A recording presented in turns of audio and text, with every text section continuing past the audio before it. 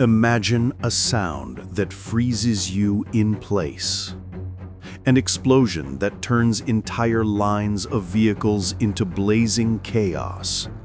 And a mystery the enemy tried to uncover for years, but never could. Today, we'll reveal why a single launcher became the Wehrmacht's nightmare. What horrifying secrets were hidden inside its ammunition, and how Soviet engineers used technologies the Germans didn't even know existed.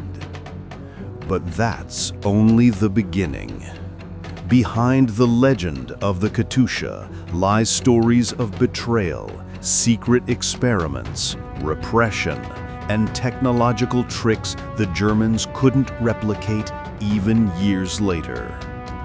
Stay with us, because what you're about to hear breaks everything you thought you knew about World War II. 100 rockets erupt from steel tubes in just 10 seconds, and the battlefield transforms into something unrecognizable. Flashes, clouds of dust, deafening detonations. Then, confusion, shouting, silence. That short, violent burst of fire changed how entire armies understood the power of concentrated mass strikes. That's what made the BM-13 legendary, the weapon the world called Katyusha. It wasn't some miracle from nowhere, not a magic wand that erased tactical mistakes. Its strength lay in the perfect blend of technology, mass production, and clever battlefield use. The story began long before the thunder of 1941. The idea of using rocket charges to strike wide areas was discussed in labs as early as the 1930s. Engineers experimented, theorized, and searched for ways to scale it up. Entire research institutes were created to bring the idea to life, not by a single genius, but by teams who believed in turning theory into steel. But the reality of the time was brutal. Political purges, arrests, and sudden dismissals didn't just destroy people, they nearly erased entire fields of study.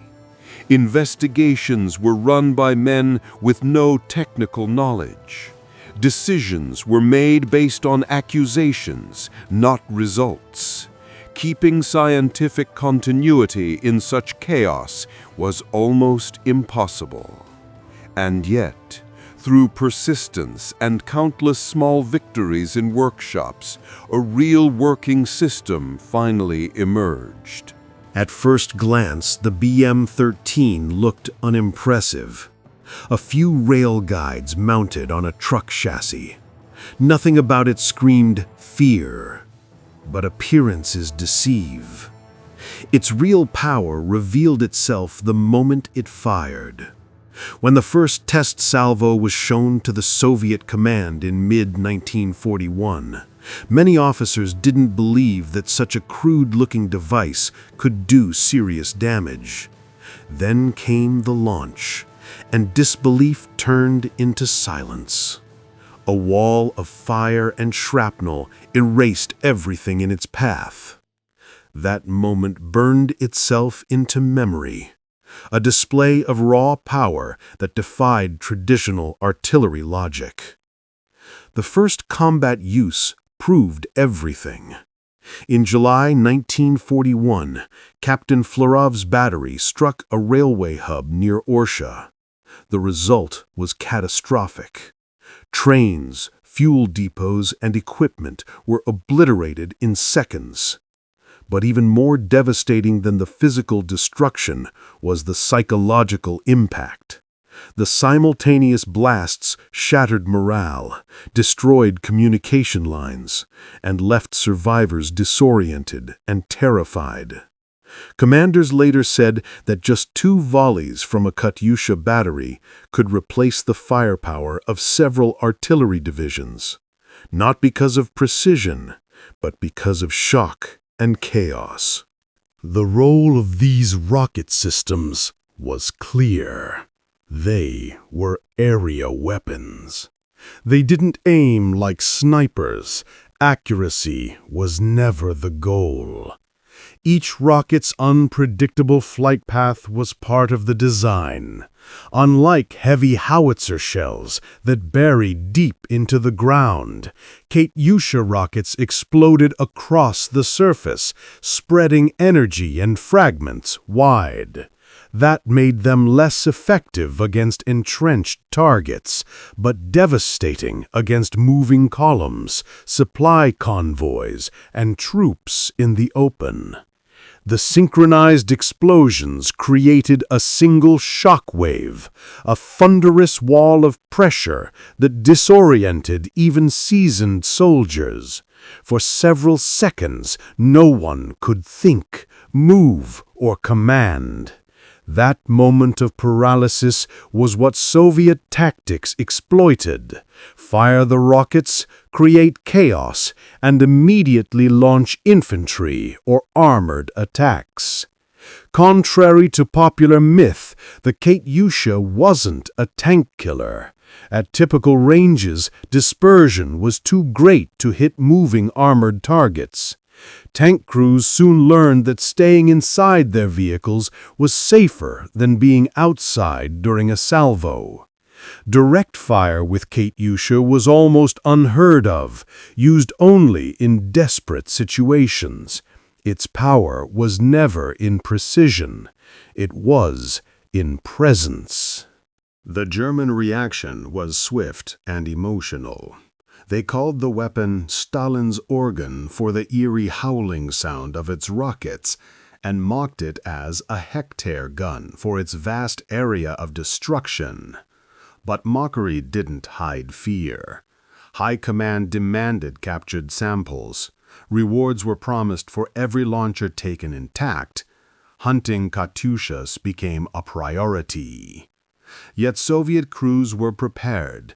Each truck carried a self-destruct charge to prevent capture. If a launcher was about to fall into enemy hands, it was blown up. Some crews did exactly that, choosing to destroy their machines rather than surrender them. Still, a few damaged units were seized, and German engineers eagerly began their analysis. At first glance, the rocket design looked familiar. 7 counter sticks, 1 in the center, 6 arranged around it. The chemistry was standard, nothing mysterious. In theory, it could be copied. But one thing baffled them: production. Each charge was over half a meter long, with a hollowed channel for even burning. Creating such large, precise shapes would require massive hydraulic presses, equipment most European factories didn't even have. The truth was far simpler and far smarter. Soviet engineers had used extrusion, a technique borrowed from food and other industries, much like making pasta. The propellant mix was pressed through a die, forming continuous strands that were then cut, cooled, and shaped into rocket charges. No giant machines, no huge investments, just a clever use of simple mechanics. This approach allowed production on a massive scale. Hundreds of plants could join the process without complex retooling. And that scale changed everything. War isn't won by prototypes, it's won by logistics. When you can produce millions of rockets, you don't think about each one individually. You think in volumes, in waves of fire. Germany eventually built its own version, the Raketenvielfachwerfer. It had more launch tubes and a few design tweaks. One clever innovation was the angled tail fins. They gave the rocket a slight spin during flight, reducing dispersion. Soviet engineers noticed this and adopted similar improvements later, making their own systems even more accurate without sacrificing production speed. It wasn't simple copying. It was an ongoing dialogue of ideas. Each side learned from the other, adapting technology to fit its industry and strategy. But in the end, the Soviets had the decisive advantage.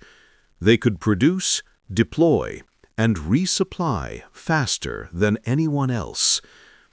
The Katyusha became more than just a weapon.